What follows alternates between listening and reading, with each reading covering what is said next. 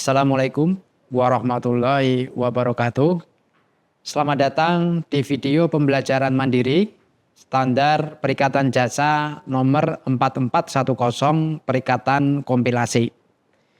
Rekan-rekan akuntan berpraktek yang berdedikasi, hari ini kita akan membahas sebuah topik yang sangat penting dalam praktek profesional kita, yaitu yang berhubungan dengan SPJ 4410 terkait dengan perikatan kompilasi. Seperti Bapak Ibu ketahui, SPJ ini mengacu pada International Standard on Related Service nomor 4410, yaitu berhubungan dengan kompilasian engagement dalam Handbook of International Quality Control, Auditing, Review, Other Assurance, and Related Service Pronouncement yang diterbitkan pada edisi tahun 2016 sampai 2017 yang dikeluarkan oleh International Auditing and Assurance Standard Board.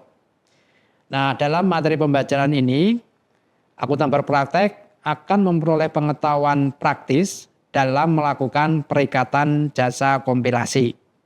Meskipun perikatan kompilasi tidak memberikan jaminan atas laporan keuangan, keterlibatan Bapak Ibu sebagai akuntan berpraktek dapat meningkatkan kredibilitas informasi di mata pengguna laporan keuangan seperti apakah investor, kreditur, maupun pemangku kepentingan lainnya.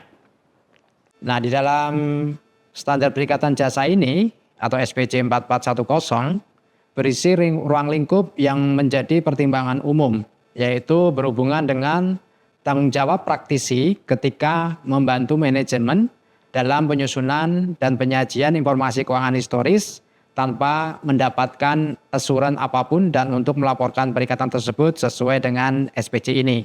Jadi standar ini bukan termasuk untuk pemberian jasa yang asuran ya, tapi ini termasuk pemberian jasa yang non asuran. Jadi tidak ada tingkat keyakinan yang diberikan dari hasil laporan kompilasi yang nanti Bapak Ibu sampaikan kepada klien.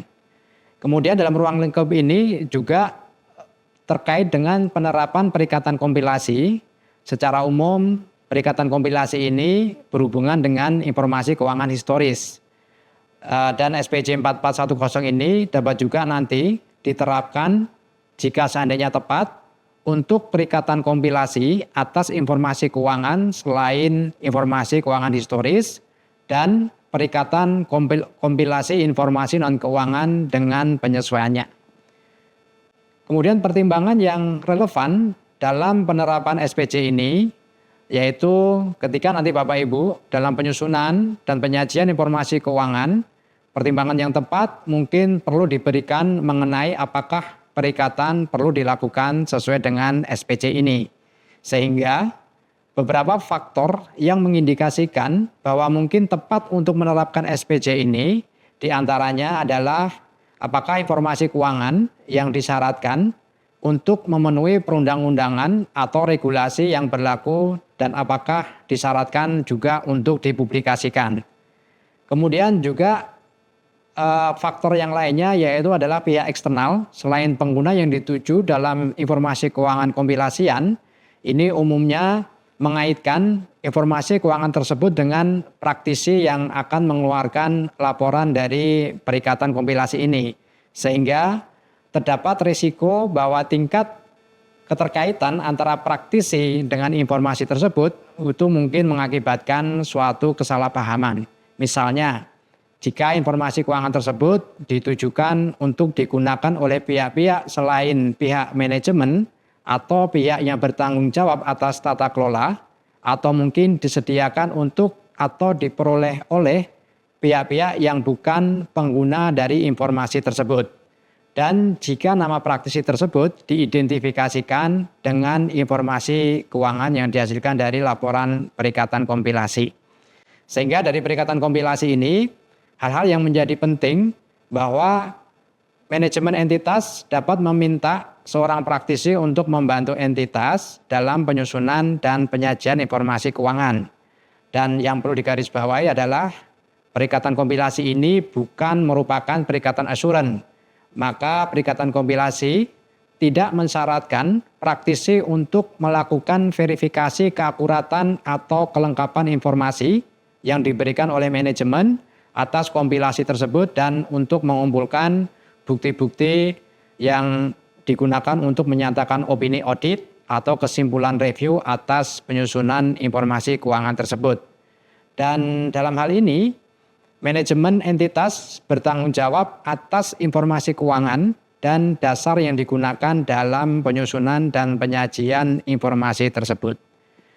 Berikutnya terkait dengan isi dari SPC ini, secara umum SPC 4410 itu dibuat dan ditetapkan untuk membantu praktisi dalam memahami hal-hal yang harus dipenuhi dalam suatu perikatan kompilasi. Kemudian di dalam SPC 4410 ini dilengkapi dengan materi penerapan dan penjelas lain. Kemudian di materi penerapan dan penjelas lain tersebut itu akan memberikan penjelasan lebih lanjut terkait dengan ketentuan dan panduan dalam melaksanakan persyaratan SPC 4410 serta dapat menyediakan informasi latar belakang mengenai hal-hal apa yang dibahas dalam SPC ini yang nanti dapat membantu dalam penerapan ketentuan yang ada dalam SPC 4410. Nah, sesuai dalam isi dari SPC 4410, tujuan praktisi dalam suatu perikatan kompilasi yaitu adalah untuk menerapkan keahlian di bidang akuntansi dan pelaporan keuangan, dan ini digunakan untuk membantu manajemen dalam penyusunan dan penyajian informasi keuangan sesuai dengan kerangka pelaporan keuangan yang digunakan berdasarkan informasi yang diberikan oleh manajemen dan melaporkan hasil dari perikatan kompilasi itu sesuai dengan ketentuan-ketentuan yang ada di SPC 4410. Baik Bapak Ibu sekalian, sebelum kita mempelajari lebih lanjut isi dari SPC ini, maka di dalam SPC 4410 ada beberapa definisi yang perlu Bapak Ibu pahami. Yang pertama, definisi apa itu kerangka pelaporan keuangan yang digunakan, di mana kerangka pelaporan keuangan yang digunakan ini didefinisikan sebagai kerangka pelaporan keuangan yang diadopsi oleh manajemen dan jika tepat diadopsi oleh pihak yang bertanggung jawab atas tata kelola dalam menyusun informasi keuangan yang dapat diterima berdasarkan sifat entitas dan tujuan informasi keuangan atau yang disyaratkan oleh perundang-undangan atau regulasi.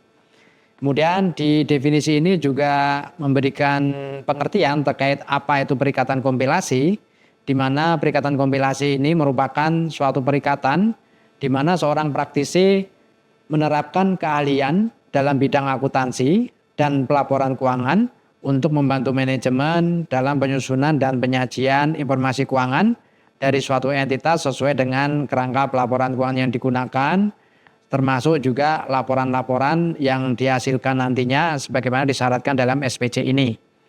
Kemudian di definisi ini juga terdapat apa itu rekan atau pengurus perikatan. Rekan atau pengurus perikatan atau suatu individu lain di dalam kantor jasa akuntansi sebagai pihak yang bertanggung jawab atas perikatan dan pelaksanaannya, serta atas laporan yang nanti akan diterbitkan atas nama KCA dan pihak yang memiliki kewenangan dari profesi, hukum, atau badan pengatur ketika itu disyaratkan. Kemudian terdapat juga definisi yang berkaitan dengan tim perikatan. Nah, apa itu tim perikatan? Tim perikatan ini merupakan personel yang melaksanakan perikatan serta setiap individu yang ditugaskan oleh kantor jasa akuntan atau jaringan dari kantor jasa tersebut yang melaksanakan prosedur dalam perikatan tersebut dan tidak termasuk para ahli eksternal yang ditugaskan oleh KCA atau jaringan dari kantor jasa tersebut. Ya, yaitu adalah salah saji yang biasanya nanti bisa saja ditemukan ketika Bapak Ibu melakukan perikatan kompilasi, yaitu ketika adanya suatu perbedaan antara jumlah klasifikasi, penyajian, atau pengungkapan atas suatu item yang dilaporkan dalam informasi keuangan dengan jumlah klasifikasi, penyajian atau pengungkapan yang disyaratkan agar item tersebut sesuai dengan kerangka pelaporan keuangan yang digunakan. Sehingga salah saji ini dapat muncul bisa diakibatkan karena suatu kekeliruan atau diakibatkan oleh kecurangan atau fraud. Kemudian definisi dari praktisi, yaitu praktisi merupakan seorang akuntan profesional di praktek publik yang melakukan perikatan kompilasi. Dan istilah ini mencakup apakah itu rekan ataukah mungkin pengurus perikatan atau anggota lain dalam tim perikatan atau jika relevan termasuk dari kantor jasa akuntansi itu sendiri. Ketika SPJ ini secara tegas mengharuskan bahwa ketentuan atau tanggung jawab yang harus dipenuhi oleh rekan atau pengurus perikatan, istilah yang digunakan dalam SPJ ini adalah rekan atau pengurus perikatan daripada nama praktisi. Kemudian rekan pengurus perikatan dan KJA harus dibaca mengacu pada hal-hal yang setara dalam sektor publik jika kondisi tersebut adalah relevan. Kemudian definisi terkait dengan ketentuan etika yang berlaku, di sini didefinisikan sebagai ketentuan etika yang berlaku bagi tim perikatan ketika menjalankan perikatan kompilasi, khususnya yang diatur dalam Kode Etik Akuntan Indonesia, terutama di bagian 1 dan 3 yang dikeluarkan oleh Ikatan Akuntan Indonesia dan ketentuan etika lain yang ditetapkan oleh regulator itu sendiri. Kemudian ketentuan yang berhubungan dengan SPJ ini yang menjadi perhatian Bapak Ibu sekalian, yaitu Bapak Ibu ketika melakukan perikatan jasa kompilasi, maka praktisi harus mematuhi setiap ketentuan dalam SPJ ini, kecuali ada sesuatu ketentuan yang tidak relevan ketika melakukan perikatan jasa kompilasi. Dan praktisi tidak boleh menyatakan patuh terhadap SPJ 4410, kecuali praktisi telah memenuhi semua ketentuan yang ada di SPJ 4410 yang relevan dengan perikatan kompilasi tersebut. Kemudian di dalam SPJ ini juga mengatur kewajiban praktisi harus mematuhi ketentuan etika yang berlaku, ya, di mana di dalam ketentuan etika yang berlaku ini ada beberapa prinsip-prinsip, ya, seperti prinsip integritas, objektivitas, kemudian perilaku profesional dan kerahasiaan yang harus dijaga oleh praktisi selama perikatan jasa itu dilakukan. Kemudian juga praktisi ketika melakukan jasa perikatan kompilasi, praktisi juga harus menggunakan pertimbangan profesional. Ketika harus menggunakan pertimbangan profesional ini, praktisi harus menggunakan keahlian, apakah itu berasal dari keilmuannya ataukah mungkin dari pengalamannya yang selalu kritis atas informasi-informasi yang nanti akan disajikan dalam laporan perikatan kompilasi. Kemudian juga di dalam ketentuan SPJ ini juga mengatur terkait dengan pengendalian mutu tingkat perikatan, di mana rekan atau pengurus perikatan harus bertanggung jawab atas keseluruhan mutu dari setiap perikatan kompilasi yang ditugaskan kepada rekan atau pengurus tersebut, dan perikatan yang dilaksanakan sesuai dengan kebijakan dan prosedur pengendalian mutu dari kantor jasa akuntansi.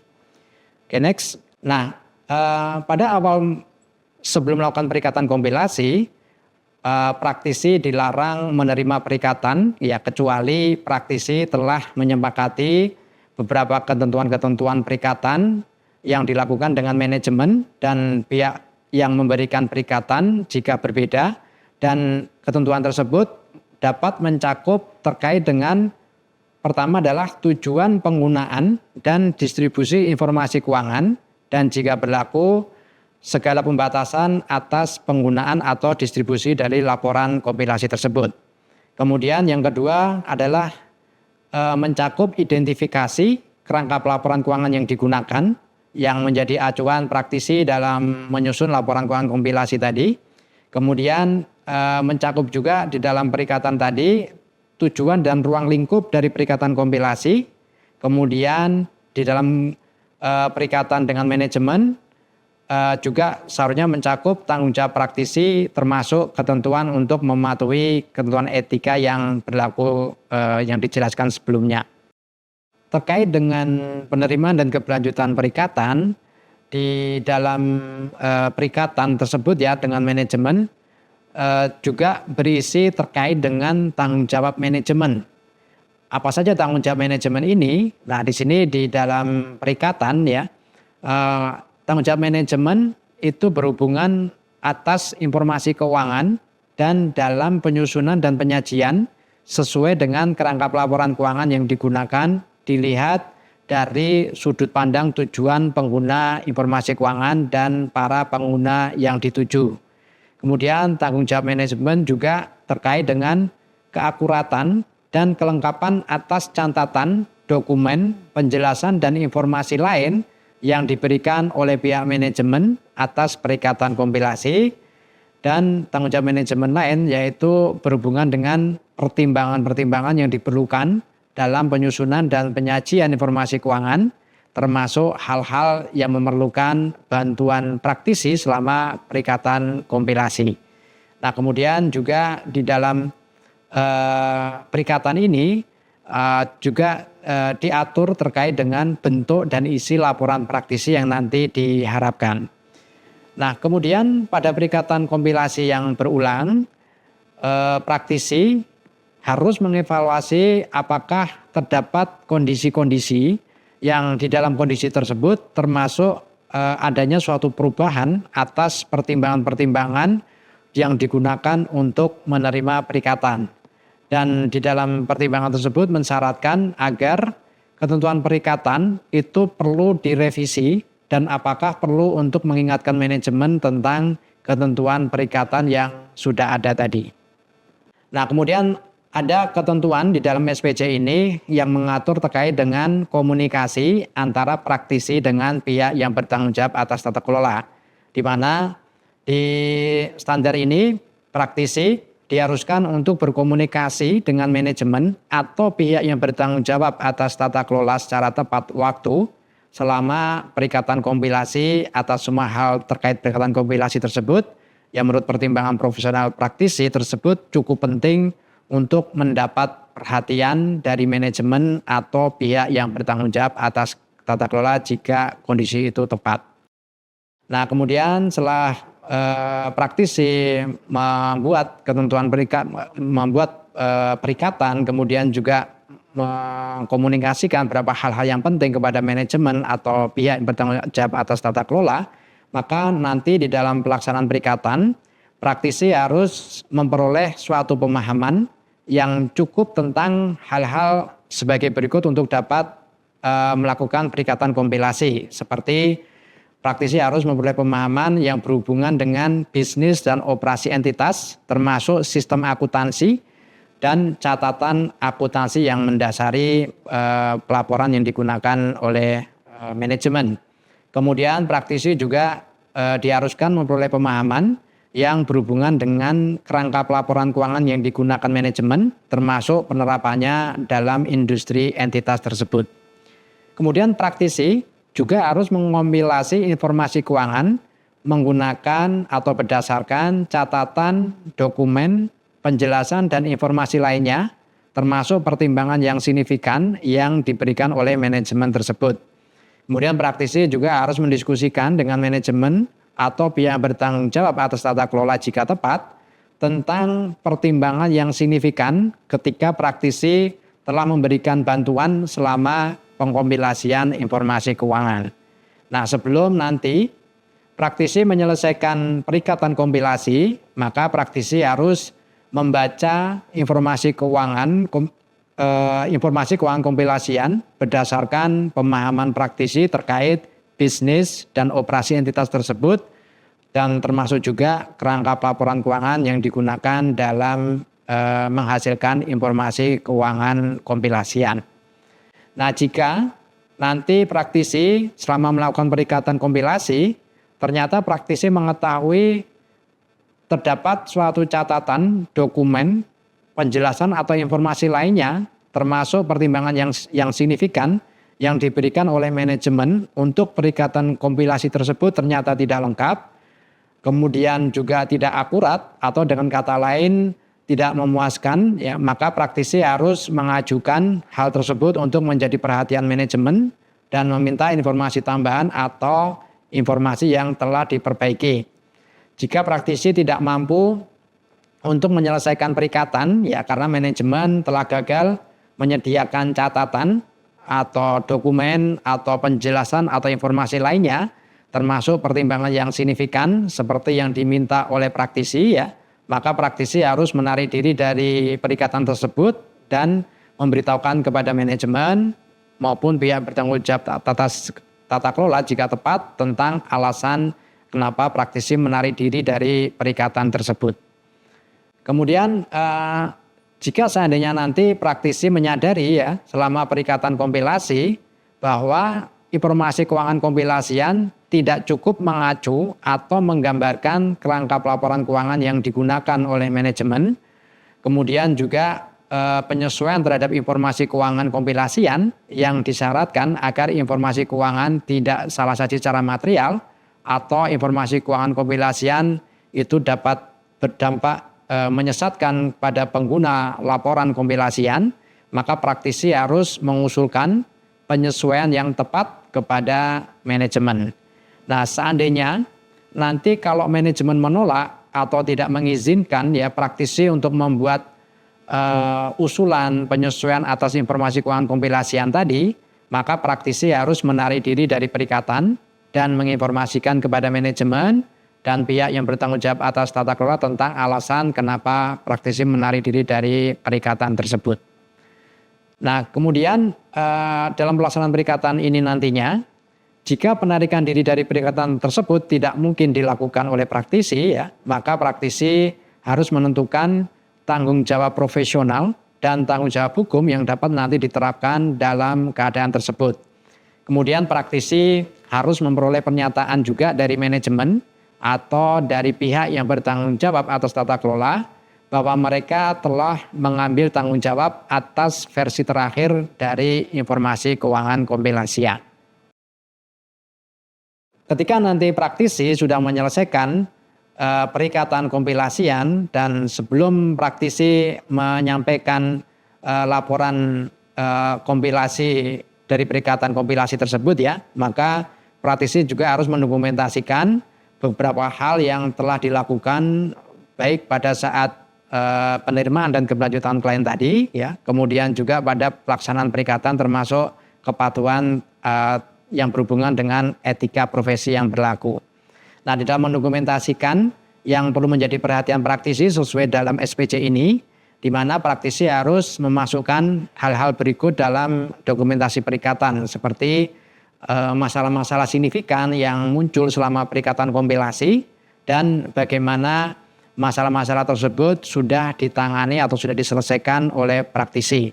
Kemudian juga pendokumentasian yang berhubungan dengan suatu catatan tentang bagaimana informasi keuangan kompilasian bersesuaian dengan catatan, dokumen, penjelasan atau informasi lainnya yang diberikan oleh manajemen dan suatu salinan versi akhir dari informasi keuangan kompilasian yang terdapat pernyataan tanggung jawab dari manajemen atau pihak yang bertanggung jawab atas tata kelola jika tepat dan laporan praktisi itu sendiri.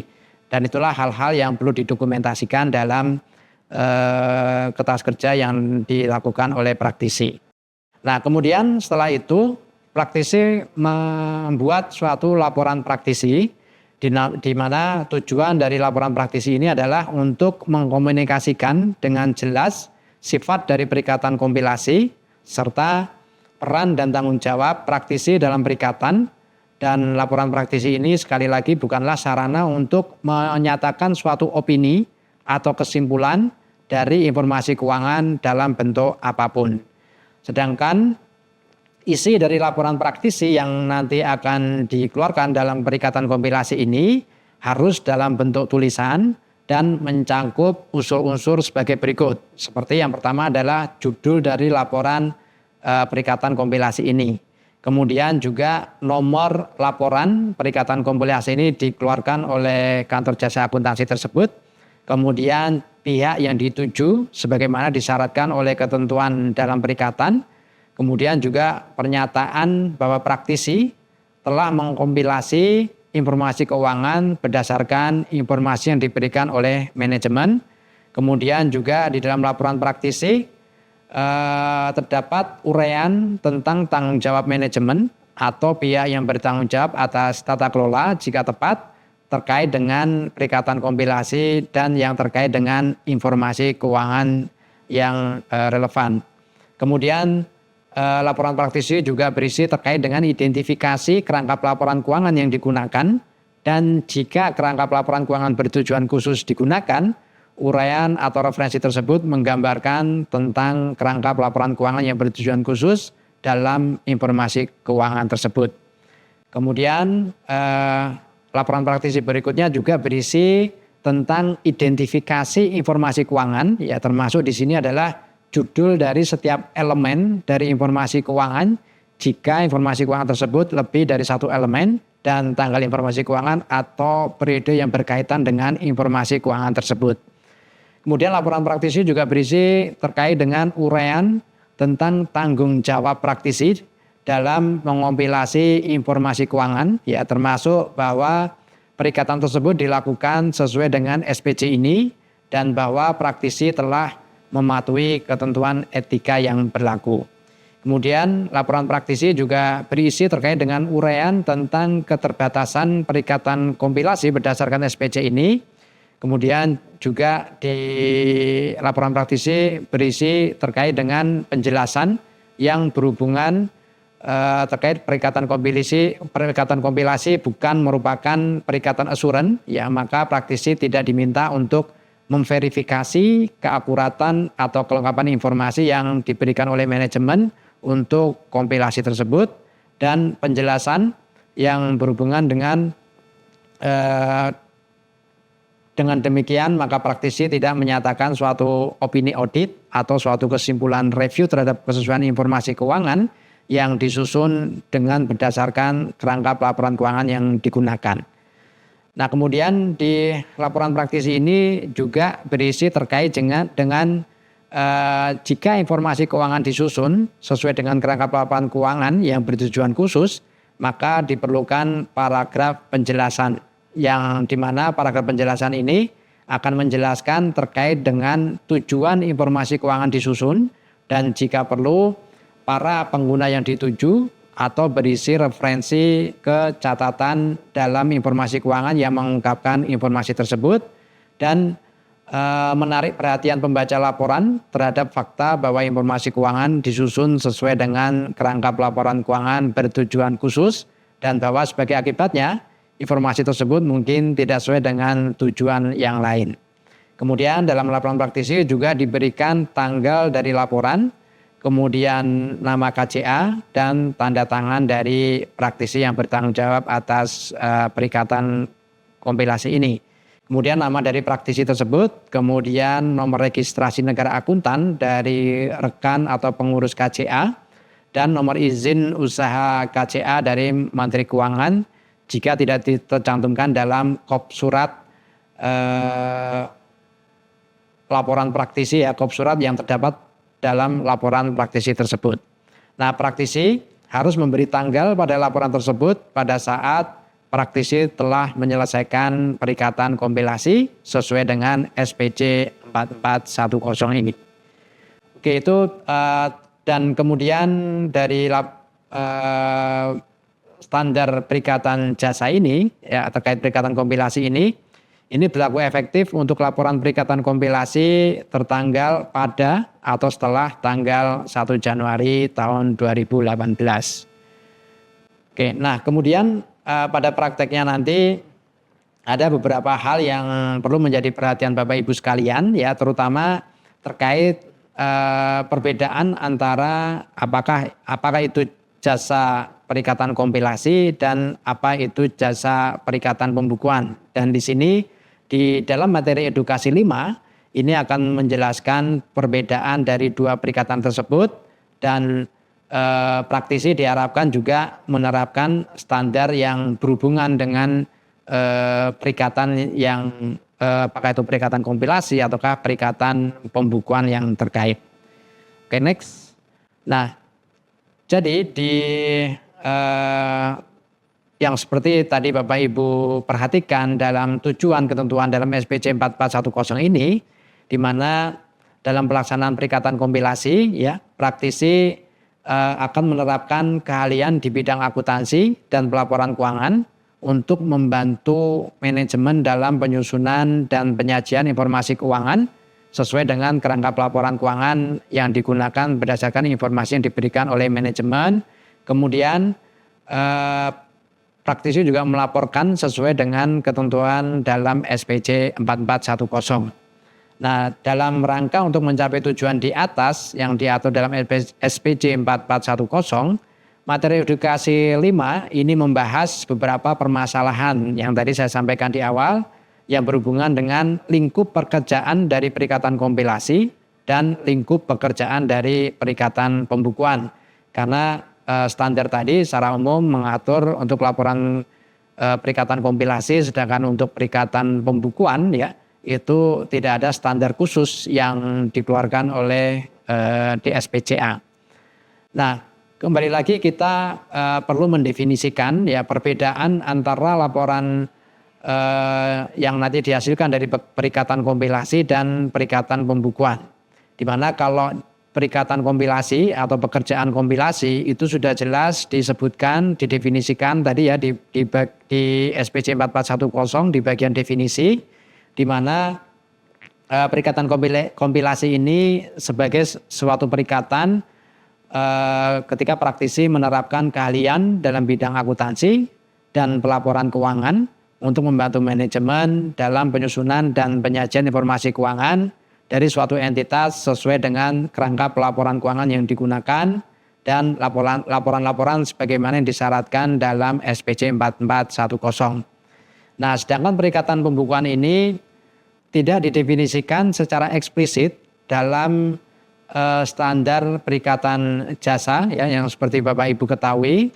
Dan kalau kita melihat referensi di luar dari SPCA, yaitu terutama di International Standard Auditing nomor 4023 paragraf A5, di mana di sini dinyatakan smaller entities may use external bookkeeping services ranging from the processing of certain transactions, for example, payment of payroll taxes and maintenance of their accounting record to the preparation of their financial statement. Jadi di sini bookkeeping service ini memberikan jasa mulai dari proses atas pembukuan dari transaksi itu, kemudian melakukan maintenance atau pemeliharaan terkait dengan catatan akuntansi yang menjadi dasar dalam pembukuan itu, dan nanti catatan akuntansi inilah yang nanti akan menjadi referensi dalam penyajian laporan keuangan. Kemudian di pengertian lain dalam Handbook of the International Code of Ethics for a Professional Accountant, terutama di paragraf 601.3, terutama di paragraf A1 menyatakan terkait dengan accounting and bookkeeping services comprise a broad range of service include preparing accounting record or financial statement, kemudian juga terkait dengan recording transaction, kemudian providing payroll services, kemudian juga terkait resolving account reconciliation problems, kemudian juga termasuk juga dalam jasa tersebut yaitu converting existing financial statement from one reporting framework to another. Nah, lingkup pekerjaan dari perikatan pembukuan ini seperti yang dijelaskan dari dua definisi di atas itu dapat kita pahami. Perikatan pembukuan ini dilakukan mulai dari pengelolaan transaksi, kemudian pemeliharaan catatan akuntansi, sampai penyusunan laporan keuangan yang nanti manajemen akan menggunakan jasa dari praktisi. Kemudian lingkup pekerjaan dari perikatan pembukuan dapat juga mencakup pekerjaan kompilasi, tergantung nanti jenis perikatannya itu ya, apakah hanya perikatan itu hanya melakukan penginputan dari transaksi yang dilakukan oleh manajemen, ataukah sampai nanti menyusun laporan keuangan agar laporan keuangan tadi sesuai dengan kerangka pelaporan keuangan yang dijadikan acuan oleh manajemen. Kemudian praktisi menggunakan ya pertimbangan profesionalnya, jadi berdasarkan pengalaman dan keahlian yang dimiliki oleh praktisi untuk menentukan apakah lingkup perikatan yang nanti akan dilakukan dengan manajemen itu termasuk dalam perikatan pembukuan atau mencakup pekerjaan dari kompilasi yang sudah kita bahas dalam standar perikatan jasa kompilasi tersebut. Okay, next. Nah, kemudian ketika nanti ya Bapak Ibu melakukan perikatan jasa kompilasi ya, maka praktisi menerapkan SPC 4410 dan mungkin juga ada SPC lain yang relevan ya sebagai rujukan dari standar profesi dalam melakukan perikatan kompilasi. Seperti mungkin SPC yang berhubungan dengan pemahaman saldo awal di SPC 4510 ya, ataukah SPC yang berhubungan dengan bagaimana cara mendokumentasikan hasil pelaksanaan prosedur kompilasi tadi ya, sesuai yang diatur dalam SPC 4230 dan atau SPC lainnya yang relevan ya selama perikatan itu dilakukan. Kemudian juga untuk perikatan pembukuan ya, karena tadi tidak ada SPC secara khusus yang mengatur terkait dengan perikatan pembukuan ini, maka praktisi dapat menerapkan SPC 4410 ya jika relevan, termasuk SPC lain yang relevan sebagai rujukan standar profesi dalam melakukan pekerjaan kompilasian dari suatu perikatan pembukuan. Nah, SPC yang relevan sebagai rujukan standar profesi dalam melakukan pekerjaan selain kompilasi dari suatu perikatan pembukuan, itu tadi sudah saya jelaskan ya, apakah itu yang berhubungan dengan pendokumentasian, ataukah pemahaman saldo awal, ataukah yang berhubungan juga terkait dengan pengendalian mutu pada saat perikatan yang diatur di SPC 4220 atau SPC lain yang relevan untuk Bapak Ibu terapkan agar jasa yang nanti Bapak Ibu berikan kepada pengguna dari jasa Bapak Ibu itu memang dapat dipertanggungjawabkan dan menghasilkan jasa yang berkualitas. Demikian Bapak Ibu penyampaian materi edukasi pada hari ini. Semoga apa yang telah disampaikan dapat dipahami dan memberikan keberkahan. Sampai jumpa pada pembelajaran materi berikutnya. Wassalamualaikum warahmatullahi wabarakatuh.